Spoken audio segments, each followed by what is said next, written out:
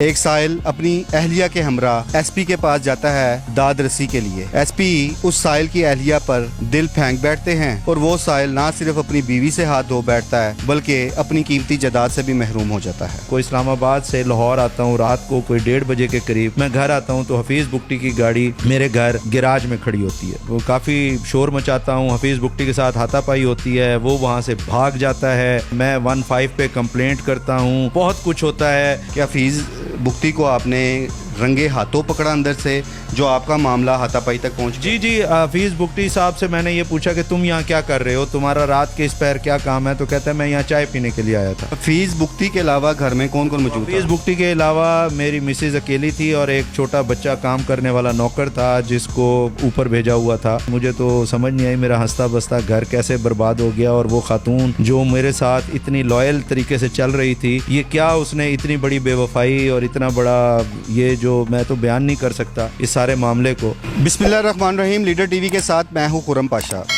ناظرین، آج میں ایک ایسے گھر کے باہر موجود ہوں جو لاہور پولیس میں تعینات ایک سابق ایس پی کے ظلم اور بربریت کا نشانہ بن گیا۔ ایک سائل اپنی اہلیہ کے ہمراہ ایس پی کے پاس جاتا ہے داد رسی کے لیے۔ ایس پی اس سائل کی اہلیہ پر دل پھینک بیٹھتے ہیں اور وہ سائل نہ صرف اپنی بیوی سے ہاتھ دھو بیٹھتا ہے بلکہ اپنی قیمتی جائیداد سے بھی محروم ہو جاتا ہے۔ یہ سب حقائق جاننے کے لیے آپ کو اس فیملی سے بھی ملواتا ہوں اور اس متاثرہ سائل کی ہی زبانی میں ساری کہانی سنواتا ہوں کہ کس طرح ایس پی حفیظ الرحمان بگٹی نے اس کا گھر تباہ کیا۔ آئیے میرے ساتھ۔ میرا نام سجاد ہاشمی ہے، میں چیف آپریٹنگ آفیسر ہوں ایک کمپنی میں۔ میری مسز جو اب ایکس ہو چکی ہیں، وردہ فضل، وہ بھی ورکنگ لیڈی تھیں۔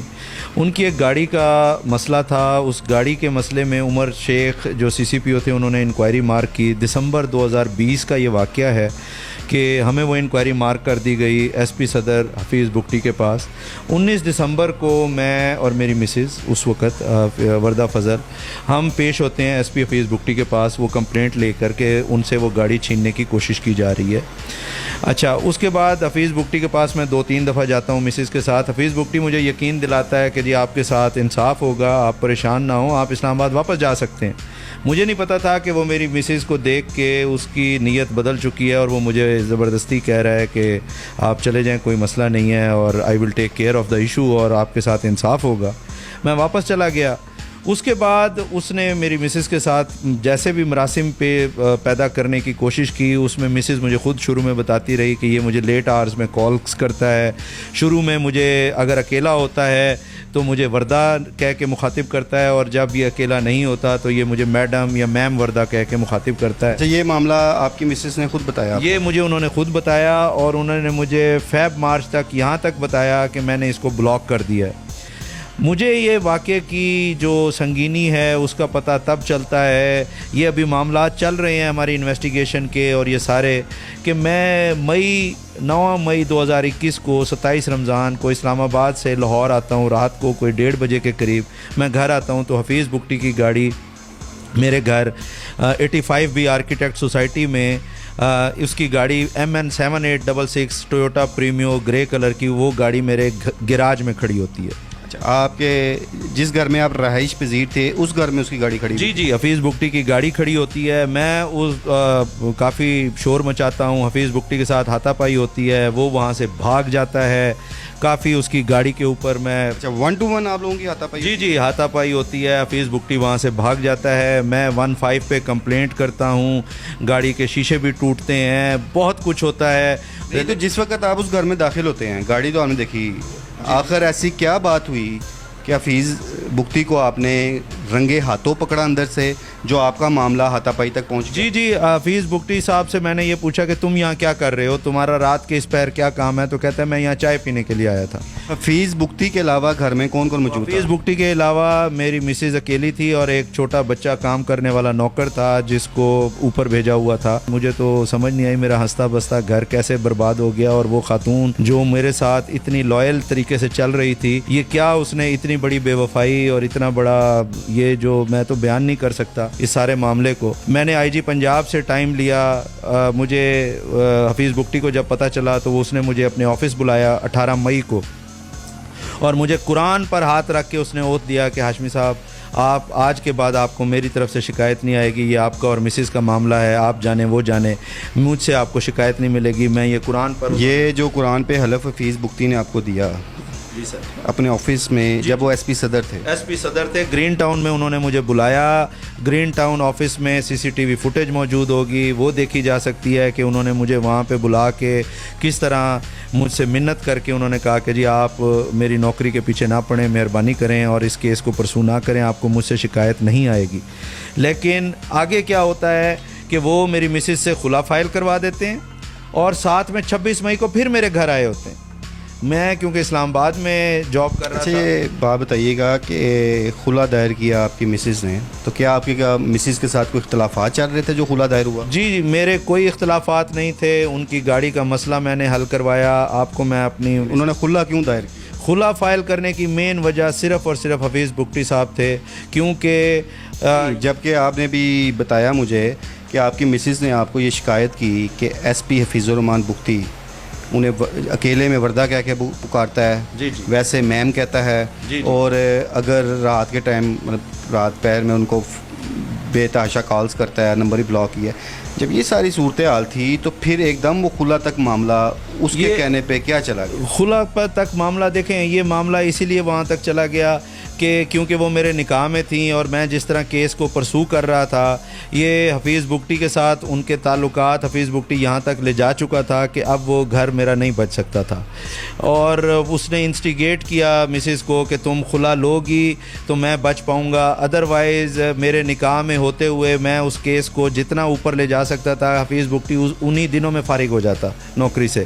کہ ایک سائل کے طور پہ ہم گئے تھے، ایک سائل کے طور پہ اس نے اس کے ساتھ ایک ریلیشن شپ بنایا، امورل، اللیگل، اللیسٹ ریلیشن شپ، بھلے بعد میں ان کی انڈرسٹینڈنگ ڈیولپ ہو گئی، یہ سارا کچھ ہو گیا، لیکن اس کا مطلب یہ تو نہیں ہے، آپ یہ اس حقیقت سے پنجاب پولیس کا کوئی افسر انکار نہیں کر سکتا۔ اچھا ایک آئی جی پنجاب صاحب کے حکم پہ لاہور کے 2 ایس پی صاحبان کے خلاف جو انکوائری شروع ہوئی ہے، اس میں حفیظ الرحمان بگٹی، ایس پی کینٹ عیسیٰ سکھیرا، اور اس سے پہلے آپ والے واقعے میں تھانہ بادامی باغ اور تھانہ جنوبی چھونی کے ایس ایچ او بھی معطل ہوتے ہیں، کچھ اہلکار معطل ہوتے ہیں، وہ معاملہ کیا تھا؟ جی سر، یہ تو انتہا ہے ظلم کی، وہ خلا ہو گئی، وہ چیپٹر وہاں ختم ہو جاتا ہے، لیکن حفیظ بگٹی اپنی تسکین، روح کی تسکین اور طاقت کے نشے میں دھت ایسا انسان ہے کہ اس کو پھر بھی سیٹسفیکشن نہیں ہوتی، وہ میرے گھر پہ قبضہ کر لیتا ہے۔ وہ گھر جو میں نے، گھر کہاں پہ آپ؟ میرا گھر 85 بی آرکیٹیکٹ سوسائٹی میں ہے، جو میں نے مسز کو خرید کے دیا تھا۔ وہ میں جب ختم ہو گئے تعلقات تو میں سول کورٹ میں بے نامی کا مقدمہ دائر کرتا ہوں کہ یہ گھر مجھے واپس کیا جائے۔ میری مسز کے ساتھ certain financial out standing issues ہیں، انکلوڈنگ دس گھر۔ اب حفیظ بگٹی مجھے دھمکیاں دیتا ہے کہ تم اگر اس کو تنگ کرو گے یا اس کے پیچھے آؤ گے یا اس گھر قدم رکھا تم نے تو میں تمہیں گولیاں ماروں گا، میں تمہیں مچھ اٹھوا دوں گا۔ 18 اپریل کو حفیظ بگٹی مجھے اٹھوا لیتا ہے۔ کس جرم میں؟ حفیظ بگٹی ایک جھوٹا مقدمہ وردہ فضل کی طرف سے ایک ایس ایم ایس میسج پر ایک جھوٹے مقدمے کے آرڈر کیے جاتے ہیں تھرو ایس پی عیسیٰ سکھیرا جو حفیظ بگٹی کا بیچ میٹ ہے۔ مجھے ڈیفنس فیز 6 سے بغیر یونیفارم کے لوگ اور چند پولیس اہلکار، یہ ساری ایک ٹیم گینگ بن کے آتی ہے، مجھے میرے دوست کے آفس سے ڈیفنس فیز 6 میں 2nd فلور سے اٹھایا جاتا ہے، میرے موبائل، لیپ ٹاپ سب کچھ لے لیا جاتا ہے، میرے منہ پہ کپڑا، میرے دوست کے اوپر منہ پہ کپڑا باندھ کے ہمیں اغوا کر کے ایک نامعلوم جگہ پہ لایا جاتا ہے، ہمیں تشدد کا نشانہ بنایا جاتا ہے، تشدد کی ویڈیو حفیظ بگٹی کو بھیجی جاتی ہے، وہ بعد میں لاہور میں کئی لوگوں کو وہ ویڈیو دکھائی جاتی ہے صرف مجھے ہیوملیٹ کرنے کے لیے، اور پورا پلان یہ ہوتا ہے کہ مجھ سے اسٹیمپ پیپر پہ اور کاغذوں پہ لکھوایا جائے کہ میں گھر کا مقدمہ واپس لے رہا ہوں اور میں اپنے جو مطالبات ہیں ان سے پیچھے ہٹ رہا ہوں۔ اسی رات کو یہی ٹیم میرے گھر میں، میری بہن کے گھر میں گھستی ہے، میرے بہنوئی کو بیڈ روم سے چادر 4 دیواری کا تقدس پامال کرتے ہوئے، ان کو مارتے ہوئے، ان کو ٹی شرٹ برموڈے میں وہاں اٹھا کے لے آتی ہے۔ یہ میرا بیڈ روم ہے جی، جس میں میں اپنے بچوں کے ساتھ سوتا ہوں۔ یہاں سے اسے بھی توڑا گیا تھا، اس کو ہٹ کر کے توڑا گیا، اس کے تمام تالے ٹوٹ گئے، آپ فوٹیج بنا سکتے ہیں۔ مکمل طور پہ یہ دروازہ جو ہے ٹوٹ گیا اور जितने भी वो पुलिस और सिविल यूनिफॉर्म में गुंडे थे वो सारे के सारे यहाँ अंदर तक अच्छा बाजी, क्या हुआ था जब ये पुलिस एहलकार आए थे? 18-19 की दरमियानी शब थी। हम लोग, मैं नमाज तरावी पढ़ के, मैं और मेरे शोहर सोए हैं, बच्चे मेरे और मैं इधर बेड पे ही सो रहे थे कि बाहर ज़ोर ज़ोर से दरवाजे पे ना जैसे कोई दरवाजे को तोड़ रहा हो, इस तरह की आवाज़ें आई हैं। तो हमने अपना डोर अनलॉक किया है, देखा है कि बहुत ज़ोर ज़ोर से उसको धक्के पड़। कितने लोग थे? जो अंदर आए हुए थे, जो बहुत गुंडे टाइप लोग थे, वो 4 अंदर थे, अंदर आए थे। और जब वो मेरे शोहर को मारते पीटते, मेरे बच्चों को उन्होंने मारा, ये रोने चीखने लग गए, मैं चीखने पीटने लग गई। तो जब वो इनको घसीटते हुए लेके गए हैं बाहर गिराज में, तो गिराज में एक मुझे पुलिस वाला नज़र आया है। उसके बाद उन्होंने, बावर्दी था वो बावर्दी था, वो बावर्दी था। जो अंदर दाखिल हुए हैं वो चारों के चारों जो थे वो सिविल कपड़ों में थे और उनके पास पिस्तौल भी था।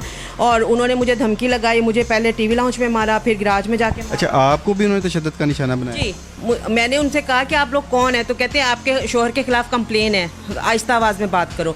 तो मैंने कहा अगर कंप्लेन है तो आप मुझे कोई सर्च वारंट दिखाएं, आप पुलिस वाले हैं तो आप प्रूफ दें कि आप पुलिस वाले हैं, क्योंकि वो सिविल कपड़ों में थे और उनके पास सिर्फ पिस्तौल थी। तो मैंने कहा कि अभी आप तो नहीं हैं। तो बड़ा अहम नुक्ता है कि पुलिस एहलकार इनको कह रहे हैं कि आपके शोहर के ख़िलाफ़ कंप्लेंट है और यहाँ पे साहिल थानों में जलीलो ख्वार हो जाते हैं। कई माह वो अपने इंसाफ के असूल के लिए तड़पते रहते हैं, उनकी दरख्वास्तों पे अमल नहीं होता। अच्छा, अभी मैं एक वीडियो देख रहा था जिसमें फ़ीस भुगती आपकी साबका अहलिया एक ही गाड़ी से उतर के आ रहे हैं। जी जी तो क्या वो दोनों इकट्ठे पेश हुए थे? जी जी, दोनों इकट्ठे पेश हुए थे। फ़ीस भुगती ने आपकी साबका अहलिया के बारे में क्या मौक़िफ़ इख्तियार किया कि उसका इससे क्या तल्लुक़? जी, वो ये पोर्ट्रे कर रहे हैं कि जी मेरी इनसे शादी हो चुकी है। अब मुझे उसका कोई सबूत दिया? जी, अभी तक वो मुस्तनसर फ़िरोज़ साहब के बकौल मैंने जब उनसे पूछा कि भाई शादी का निकाह तुमने कब पढ़ाया, तो उसने कहा जी ये मेरा पर्सनल मामला है। निकाह नामा उन्होंने अभी तक नहीं दिखाया। किसी को वो कहते हैं मेरा इससे कोई ताल्लुक़ नहीं है, कभी कहते हैं मैंने शादी कर ली है। SSP के सामने क्या मौक़िफ़? उन्होंने ये पोर्ट्रे किया कि ये मेरी मिसिज़ हैं, लेकिन ये नहीं बताया शादी कब की है। लेकिन सर अगर वो मिसिज़ है, शादी है, तो मैं जो 1 साल से दरखास्तें लेके मारा फिरता रहा, जगह जगह जाता रहा, आज वो मौक़िफ़ सच साबित हो गया कि एक साहिल की हैसियत से जो गई हुई खातून थी वो उनके निकाह में कैसे आ गई। इस बात का जवाब पंजाब पुलिस दे दे। पंजाब पुलिस के तमाम आला अफसरान के पास दर दर की ठोकरें खा रहा है, लेकिन वो इंसाफ नहीं मिल पा रहा, सिर्फ इसलिए कि SP हफीज़ुर रहमान भुगती चूँकि बहुत बाअसर हैं, लाहौर में 2 दफ़ा तैनात भी रह चुके हैं और वो अपने उन इख्तियारात का आज तक नाजायज़ इस्तेमाल कर रहे हैं। मेरे अगले प्रोग्राम तक के लिए मुझे इजाज़त दीजिए। अल्लाह निगहबान।